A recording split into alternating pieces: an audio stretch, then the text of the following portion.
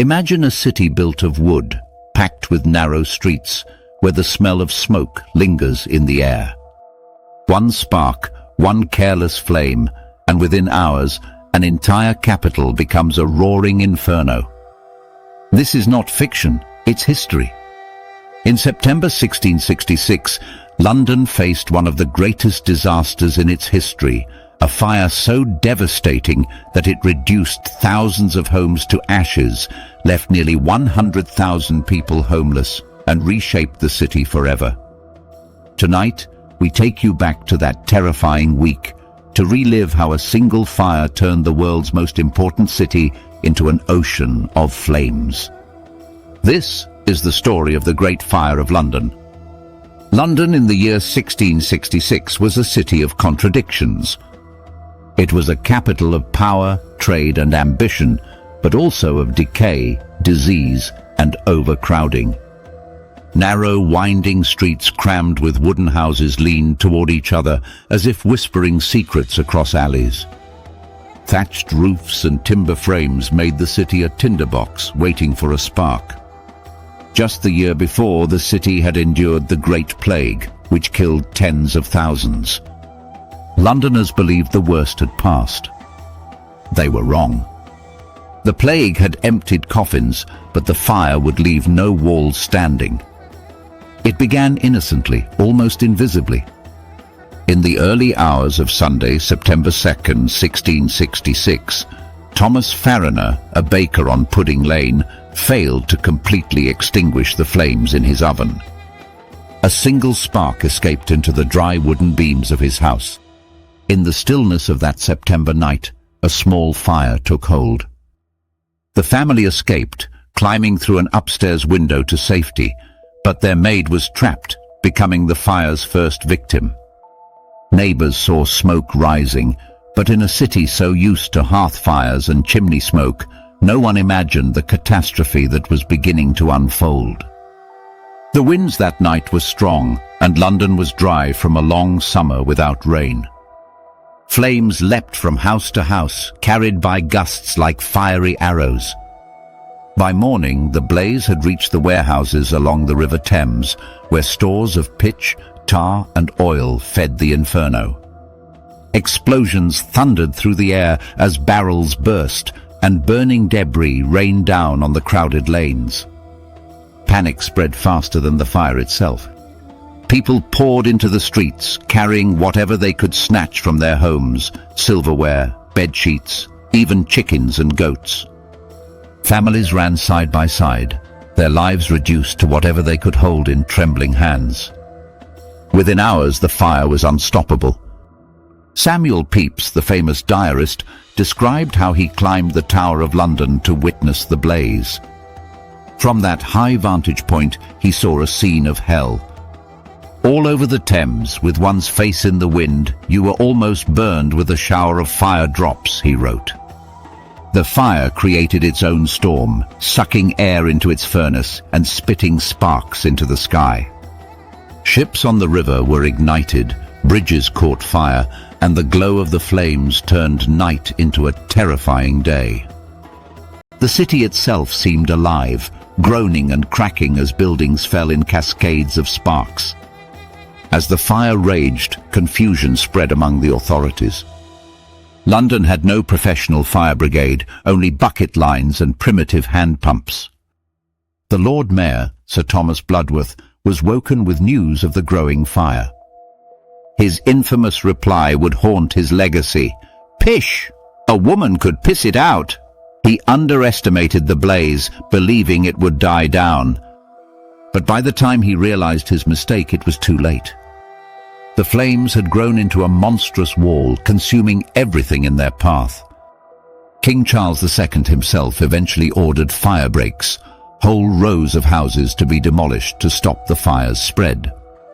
But demolition was slow, and many citizens resisted, unwilling to see their homes torn down by their own government. Soldiers armed with explosives tried to clear paths, but the fire advanced too quickly. Pepys recorded how the king, dressed plainly, worked among the men, giving orders, handing out bread, trying to bring calm. But even a king's presence could not halt the storm of fire. For 4 days, London burned. From Sunday through Wednesday, the fire roared across the city. St. Paul's Cathedral, the pride of London, seemed invincible with its thick stone walls. But inside its vaults, printers had stored stacks of paper and books. As the flames reached the cathedral, the paper ignited like tinder. Witnesses described how the great lead roof melted, running in rivers of molten metal through the streets. The cathedral collapsed in on itself, a fiery mountain crumbling into ashes.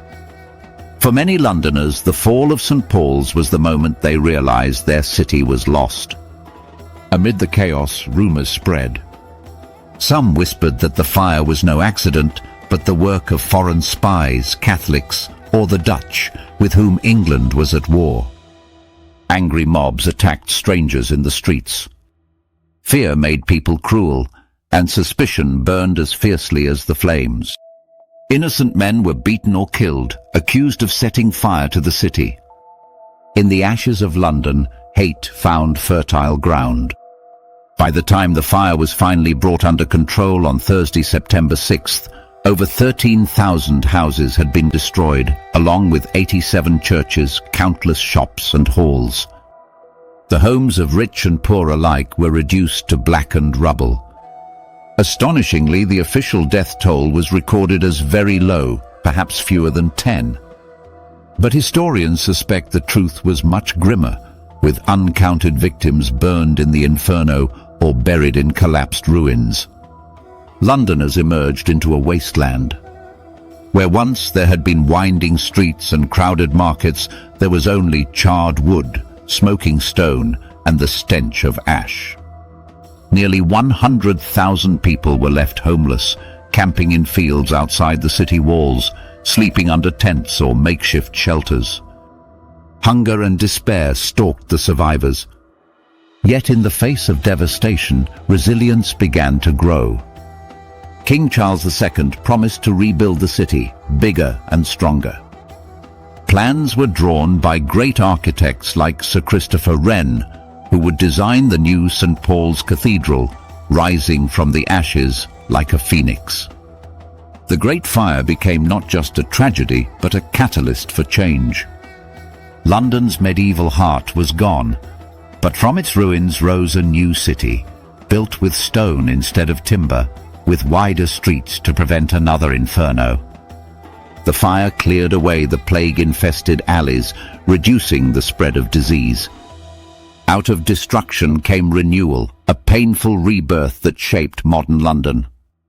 Yet the memory of those days of fire, fear, and flight remained etched in history, carried by the words of Pepys and others who witnessed the city's trial by fire.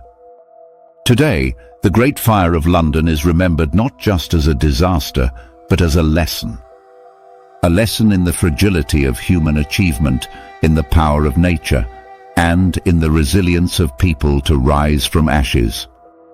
To walk through London now, among its grand avenues and towering cathedral dome, is to walk on ground once scorched and blackened, where a city died and was born again. The Great Fire of London was more than a tragedy, it was a turning point. Out of the ashes, a new London rose, stronger and better designed. But history reminds us that even the mightiest of cities can fall in just one night. If you want to explore more untold stories and dive deep into history's mysteries, make sure to subscribe, like and share. This is Quest Revealers, bringing the world's greatest stories back to life.